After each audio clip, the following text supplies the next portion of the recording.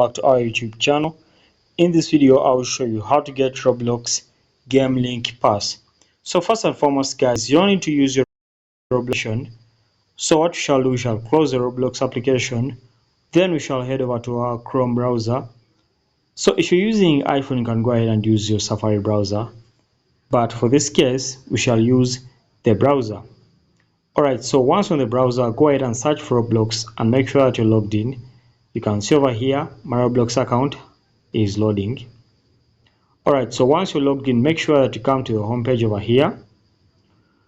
Okay, once you click on the home page, come and click on creations over here. Then once you click on creations, wait for them to load. Now come and click on this share links over here.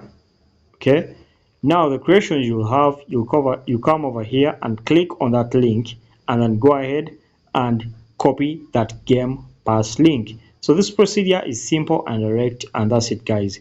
Thanks for watching. We shall meet once again.